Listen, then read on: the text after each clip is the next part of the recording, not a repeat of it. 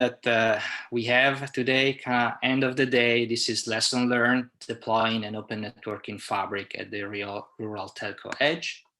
And my name is Marco Pessi. I'm a technical marketing engineer with Blueboost Networks, who is a software company that develops SDN products that runs on open networking switches. And I have the pleasure to have with me today Venki. Please, Venki, introduce yourself and please start the presentation. Hi, thanks, Marco. Good evening, everybody. My name is Venki Swaminathan. I'm Chief Technology Officer at Trilogy Networks. Today, we're going to talk about what we learned in deploying an open networking fabric for the rural telco edge.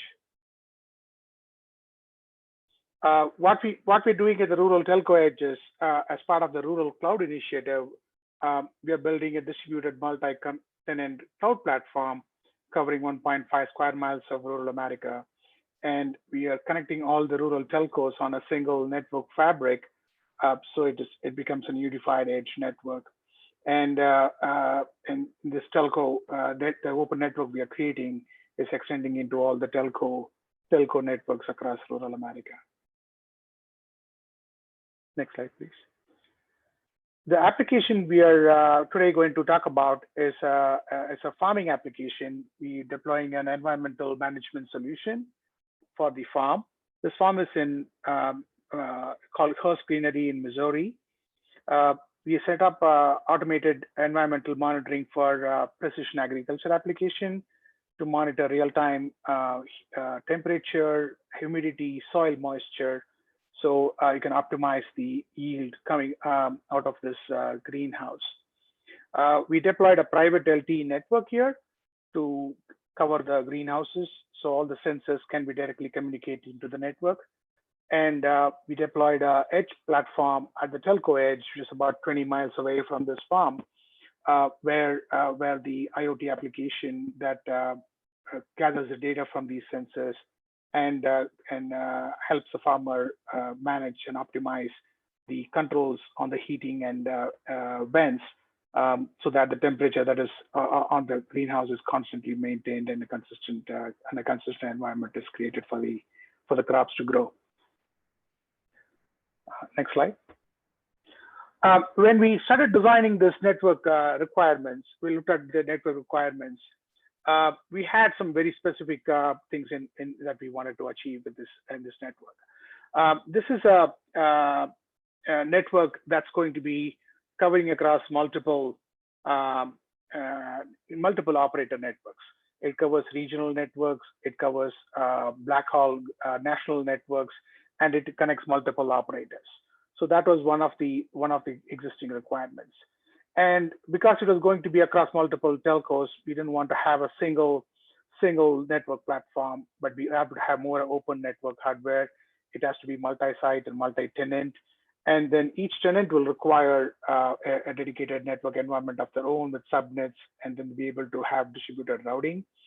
And for each of the tenants, they require services for uploading to the internet and have firewall and DNS services available right at each of the telco nodes that we are deploying this fabric.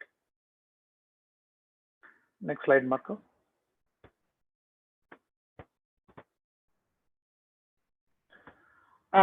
Let's walk through some of the challenges we had when we designed this network. One was I talked about is traversing the many number of regional and long haul networks. And it has to really be able to scale this across about 1,000 different telcos across rural America. And then the use cases, the applications and data have to be in real time. We need connectivity from edge to the cloud to the edge, and also horizontally across edge to edge networks for applications. And the use cases themselves are very diverse. We have virtual network functions to run 5G networks. We need applications for general purpose computing, storage, then cross connects across networks, and disaster recovery kind of applications as well. So we had a wide variety of applications and use cases to be supporting. This is the tenant environment model that we came up with. we wanted what we call as an envelope, a virtual edge cloud envelope for the distributed multi-tier environment. So each tenant gets their own virtual cloud, and then have the ability to have distributed routing across multiple nodes.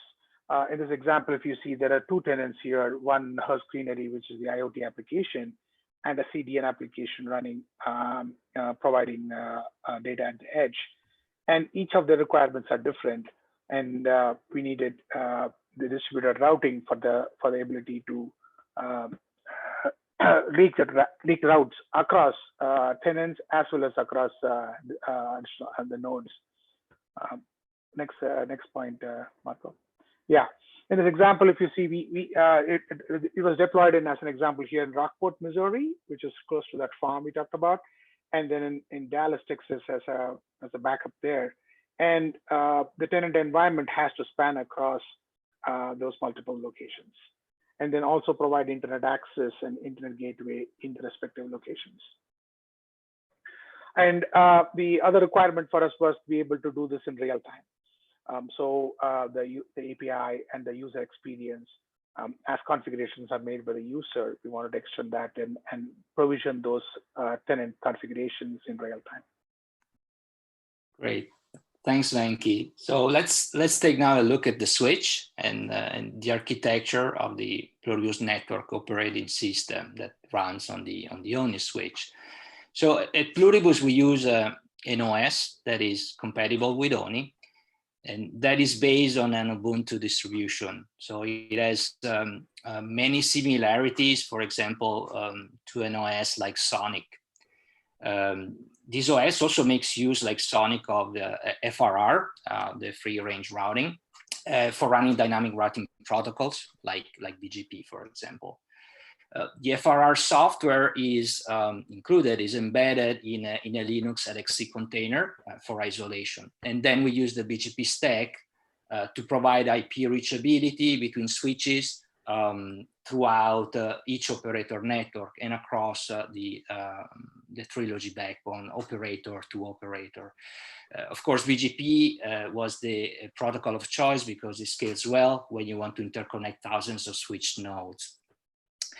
Then implementing the tenant space, the tenant network segmentation is quite challenging because of the scale requirements. So potentially you need thousands of tenants on the same physical switch, and because of the manageability.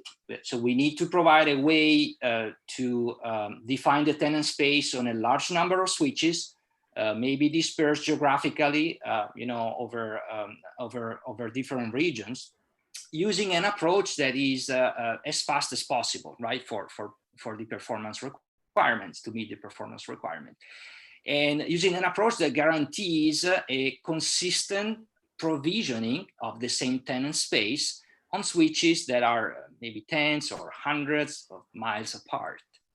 So we learned that implementing each tenant space in FRR would have, at some extent, limited the scale of the tenants. So we decided to represent tenants as VXLAN overlay objects, using a software-defined objects that then are implemented directly into the switch hardware, which in our case was Broadcom Trident 3 ASIC. And there we use, structures like VRFs and like VXLAN-based structures. So you can think that each tenant logically maps to a single VRF that contains two or more subnets, one front end and one back end, typically. So this gives us a scale using this SDN approach, and implemented this directly into the ASIC, gives us a scale of several thousands of VRFs or tenants per switch. And of course, we can leverage features that are available in the ASIC, like, for example, VRF leaking, to create service chaining policies, again, software defined. We also use SDN as a technology to manage consistently the definition of the tenant space across the geographically dispersed switches. So think that we are using FRR to transport the VXLAN data, but also to transport management data to keep the tenant objects synchronized between switches using the same IP transport network. So if you want to bring together the logical tenant environment that Venki explained and the actual network topology and kind of view how a customer can actually self-provision his own tenant environment, this would be a diagram that represents that. So we are, in fact, identifying, let's say, two edge cloud customers as an example with two different colors, the orange and the blue, who have deployed some, let's say, front-end and back-end cloud subnets in two different operator networks. I'm using here operator A and operator Z. So how does the workflow look like? In the customer portal developed by Trilogy, a customer is able to select the geographical operators where he wants to allocate his cloud environment, and then to define the tenant environment in terms of application tiers, how these tiers are segmented, and what IP prefixes they use. And then further on, they're also able to instantiate the workload space. But just staying on the network provisioning workflow aspects, everything is then handled, is translated by the portal backend.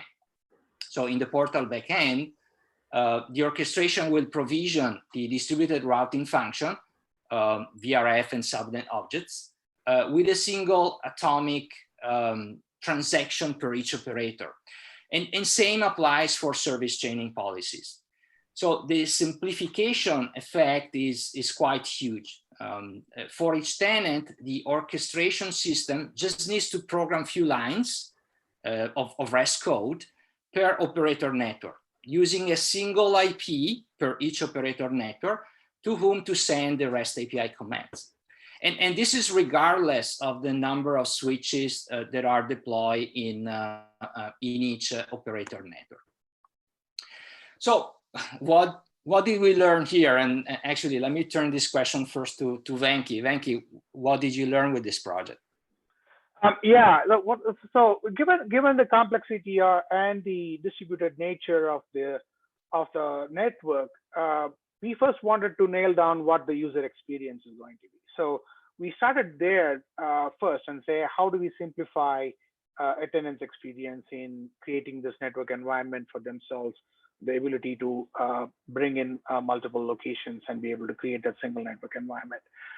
So what we did was we organized that experience into organizational entities that they can define in simple terms on a UI or using the API. That created their environment. We call it the virtual edge cloud. That's their tenant environment. They could create one or more environments. And then the subnets for each edge cloud, the services they need for each of them, we organize them as organizational entities. Then we kept it, made sure that it was simple and easy for the user to be able to configure them. And then we took that and then mapped that into the underlying network objects to work with the Pluribus platform.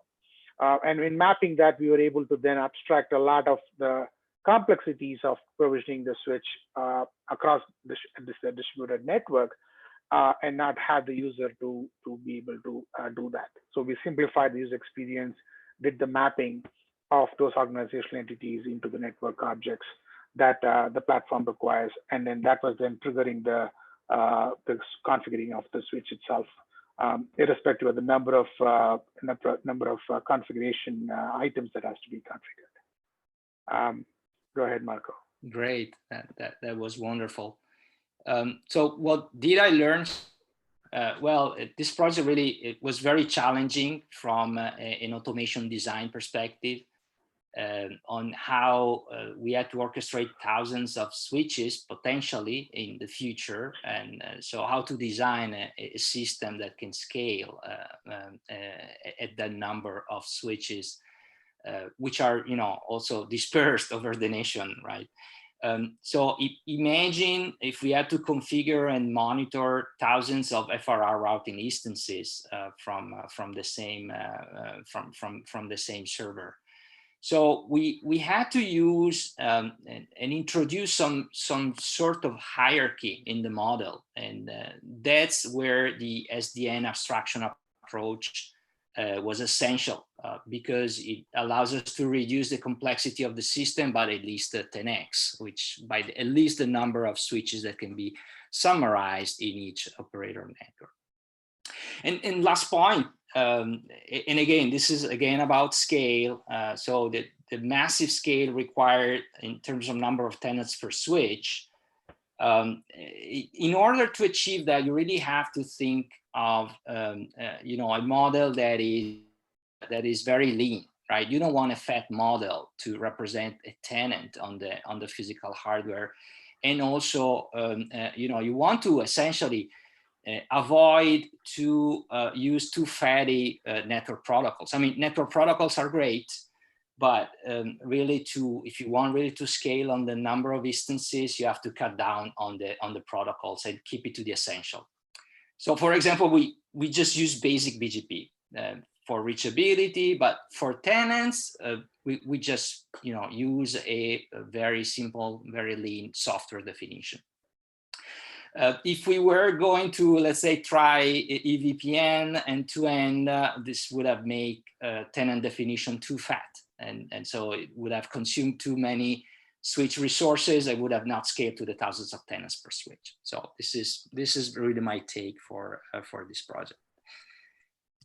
And with that, I pass the baton to the OCP team. So Mike and Lauren and Marco and team, I didn't see any comments on the track. Did you guys see something? Actually, Yeah, Archana, one just showed up. Okay. Was this actually deployed, and is there a place to read about the user's comments?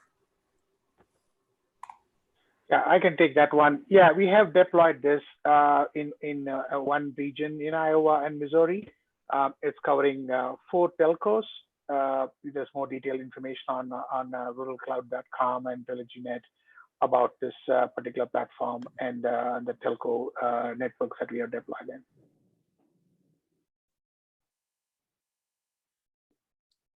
Is there any other question or comment?